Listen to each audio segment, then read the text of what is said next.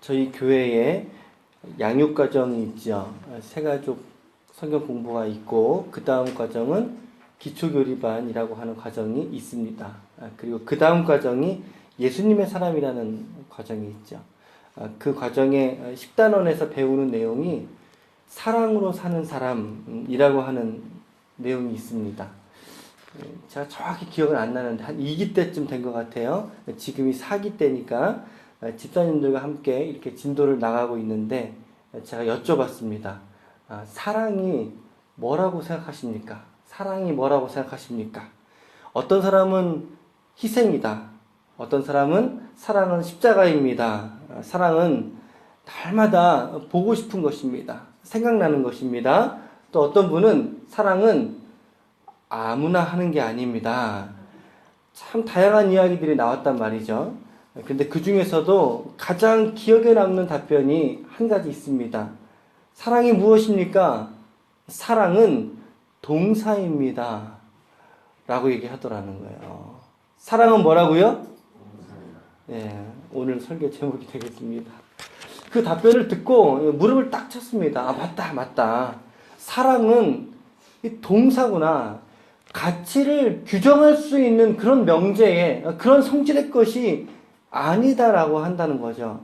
세상에서 가치를 규정할 수 있는 수많은 의미 중에서 무엇보다 사랑만큼은 실천이라고 하는, 나의 행동이라고 하는 그것을 결코 동반되지 않으면 그 목적을 이룰 수 없는 것, 실천되지 않고는 도무지 그 뜻을 알 수 없는 것, 그것이 사랑이구나.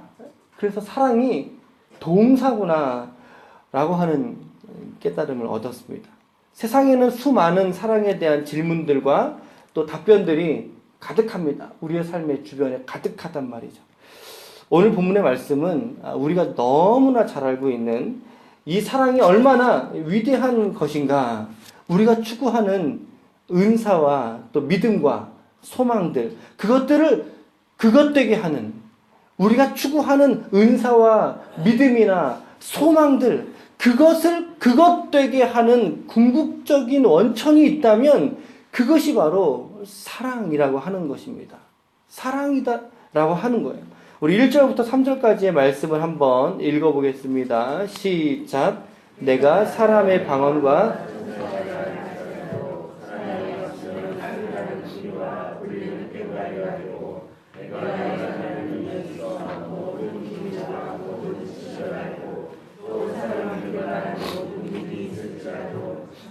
없으면 내가 아무것도 아니요 내게 있는 모든 것으로 구제하고 또 내 몸을 불사르게 내줄지라도 사랑이 없으면 내게 아무 유익이 없느니라. 아멘. 어떤 말입니까? 사랑이 방언을 방언되게 할 수 있다는 거예요. 사랑이 예언을 예언되게 할 수 있다는 거예요. 사랑이 믿음을 믿음되게 한다는 거예요.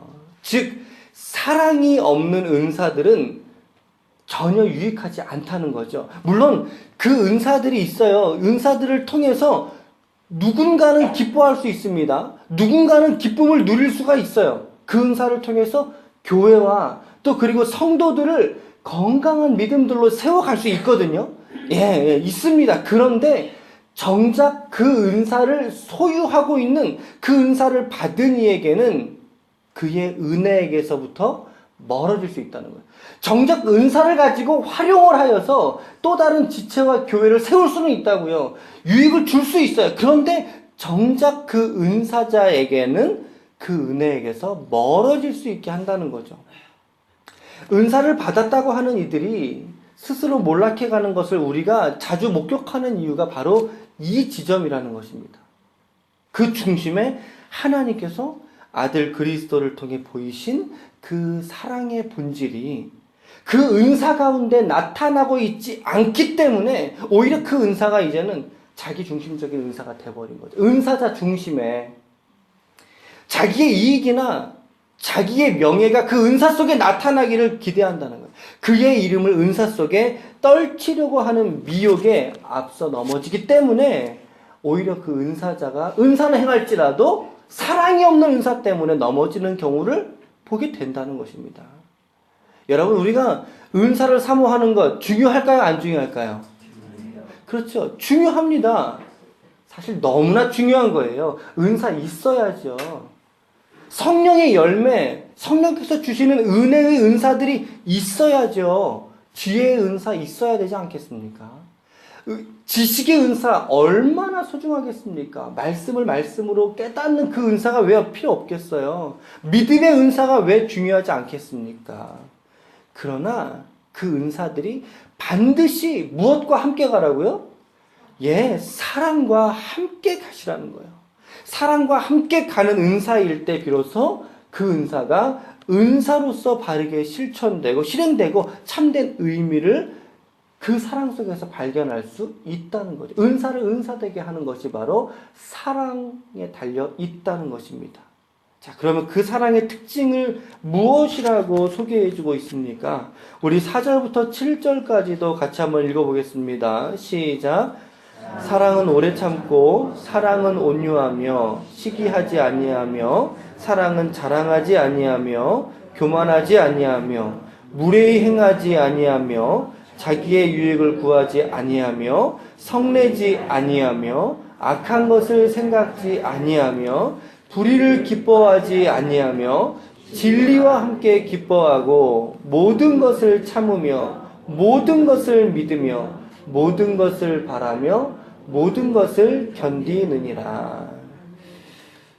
저희 주 교환인 매일 성경에서 이 단락을 사랑의 특성이라고 달아주었습니다. 사랑이 어떤 성질의 것인가 그 의미들을 부여해주고 있어요.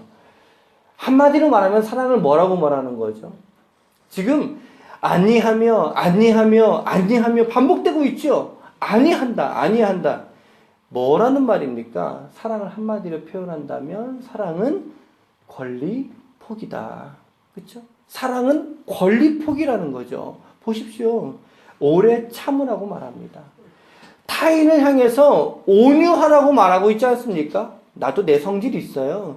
그 성질로 반응할 수 있어요. 그 사람이 한 대 때리면 어떻게 해요? 한 대 아니죠. 두 번 때릴 두 손이 우리 안에 있지 않습니까? 그런데 온유하라고 말합니다.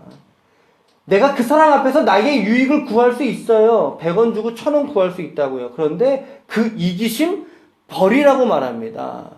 당신 틀렸어 라고 정죄할 수 있어요. 그런데 교만하지 말라고 말합니다. 성내지 말라고 말합니다. 오히려 진리와 함께 기뻐하라고 말합니다. 진리를 그리스도라고 우리가 적용을 해본다면 그리스도와 함께 기뻐하는 삶의 모습, 그것이 바로 사랑하는 삶의 모습이라는 거죠. 궁극적으로 자신의 권리를 타인과 그리고 공동체 앞에서 포기할 수 있는 모습이야말로 바로 사랑의 가장 근본적인 태도에 있다는 거예요. 왜 그럴까요? 사랑만이 남기 때문이죠. 사랑만이 영원한 가치이기 때문입니다. 8절 말씀 보세요. 사랑은 언제까지나 떨어지지 아니하되 라고 말하고 달아지지 않는다는 거예요. 없어지지 않는다는 거예요. 예언도 패하죠. 방언도 그칠 날이 있지 않습니까? 그리고 지식도 패하여집니다. 그러나 사랑은 영원하다고 말합니다. 요한일서 4장 8절 말씀에 보면 사랑하지 아니하는 자는 하나님을 알지 못하나니 이는 하나님은 뭐죠? 사랑이시니라. 여러분 아멘이십니까? 하나님 사랑 맞으세요? 우리가 배웠지요. 이 세계에는 두 가지의 지식이 있대요. 두 가지의 지식. 첫 번째가 누구에 관한 지식이죠? 하나님에 관한 지식이죠. 하나님을 아는 지식이 한 가지 있고요. 또 하나의 지식은 무엇이 있습니까? 그렇죠. 나를 아는 지식. 인간을 아는 지식. 우리가 하나님을 아는 지식과 나를 아는 그 두 가지의 지식 속에서 우리가 진리 안으로 걸어갈 수 있게 되는 것을 배웠어요. 그런데 잘 들어보십시오. 사랑하지 아니하는 자는 하나님을 알지 못하나니 이는 하나님은 사랑이십니다. 이 말씀은요, 하나님을 알아가는 지식의 근본이 어디에 있다는 거예요? 그쵸? 하나님을 알아가는 지식의 근본이 사랑에 있다고 말하는 거예요. 사랑에. 우리의 지식 수준이 아니고요. 우리가 갖고 있는 성품에 좋은 게 아니고요. 하나님을 사랑하느냐. 그 사랑에, 그 사랑을 알고 그 사랑을 이해하고 받아들이고 깨닫는 그것에 하나님을 아는 지식이 온전해질 수 있다고 말하는 거죠. 하나님을 아는 지식에서 온전해질 수 있다면 우리에게 은사를 풍성하게 베푸시는 하나님의 그 근본적인 의도를 모를 수 있을까요? 아니라는 거예요. 오히려 더 그 은사를 통해서 하나님의 사랑을 더 깊이 풍성하게 드러낼 수 있는 것 아니겠습니까? 예레미야가 하나님의 말씀을 받아 예언했지요. 예언할 때 그의 마음이 뜨겁고 애타는 중심의 사랑이 있었습니다. 왜요? 이스라엘 백성을 향한 하나님의 사랑을 깨달을 수 있었기 때문이죠. 은사는 분명 하나님의 사랑을 더 깊이 깨닫게 하는 통로가 될 수 있다는 거예요. 예, 사도가 그랬습니다. 어제 말씀이었죠. 12장 31절 말씀에서 너희는 더욱 큰 은사를 사모하라. 내가 또 가장 좋은 길을 너희에게 보이리라 라고 말했어요. 가장 큰 은사가 그러면 무엇을 제안하고 싶은 거예요? 사도 바울이? 맞습니다. 여러분, 사랑입니다. 100번 말해도 부족한 사랑입니다. 사랑을 추구하고 그 사랑을 실천하는 것이 바로 모든 은사들의 합보다 어쩌면 더 값지고 숭고한 것일지 모르겠습니다. 오늘 우리는 먼저 우리를 궁극적으로 사랑할 수 있게 하신 예수 그리스도와 우리의 하나님 아버지를 어제보다 오늘 조금 더 사랑할 수 있기를 오늘 이 새벽에 결단할 수 있기를 바랍니다.